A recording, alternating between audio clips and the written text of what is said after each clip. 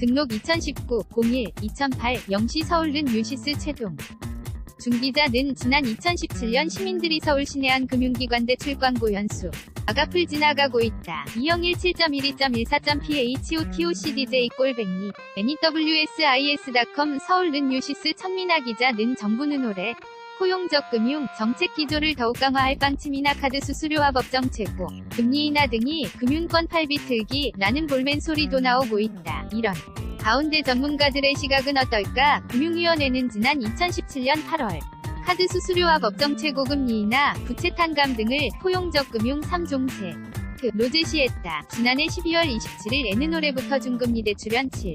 정부 조원 공급 확대와 채무조정 감면율 확대, 긴급 생계대환 상품 신설 등을 추가로 시행하겠다고 밝혔다. 경제경영 전문가들은 대체로 포용적금, 융의 큰 틀에서의 방향성은 공감했다. 점점 심화되는 부의 양극화를 보완하고 사회 안전망을 보장해주기 위해 서민들에게 금융 접근성을 높여주는 건 바람직하다는 측면이다. 이준서 동국대 경영학과 교수는 현재 체제 에서는 후 가 있는 경우 별다른 노력 없이 그야말로 눈덩이처럼이자 가붓고 커져 양극화가 심해지는 상황이라고 지적했다. 또한 최소한 위생활이 가능한 사회 안전망은 국가가 보장을 해줘야 하고 부의제 분배과 정에서 포용적 금융이 중요한 한 축을 담당할 것이라고 말했다. 서울는 유시스 박주성 기자는 최종 부금융위원장이 8일 오후 서울 용산구안 국카카오뱅크 서울역 고객센터에서 열린 중금리 대출 발전 방안 간담회에 참석해 모두 발언을 하고 있다. 이날 최종 부금융위원장은 중금리 대출 활성화를 통해 포용적 금융과 금융 경쟁력 강화를 동시에 달성할 수 있을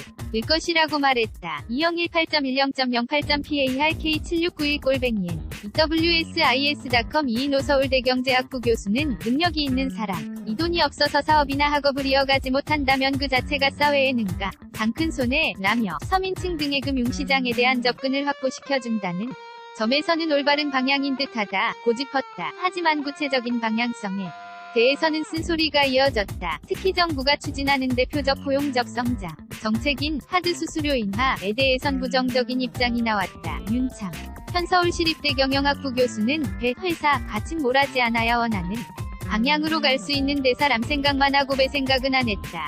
카드 수수 료를 한 번에 1조씩 깎는 식으로 접근하는 건 금융산업 자체적 경쟁력 강화, 너무 소홀히 하는 처사라고 말했다. 이인호 교수는 포용적 금융이 라는 건 서민들에 대한 금융시장 접근을 확보시켜주고 어려운 사람들에게 자금을 대출해주는 건데 카드 수수료 인하는 서민이나 포용적 금융과는 상관없는 것 같다. 고 언급했다. 포용적 금융이 재원 마련 방법에 대해서 고해봐야 한다는 조언도 있었다. 이준서 교수는 은행이나 제2금융권 위파를 약간 비틀어서 상황에 따라 건별로 재원을 마련하는 건 지양해야 한다며 보다 큰 그림을 갖고 프로세스를 밟는 편이 나을 것이라고 말해.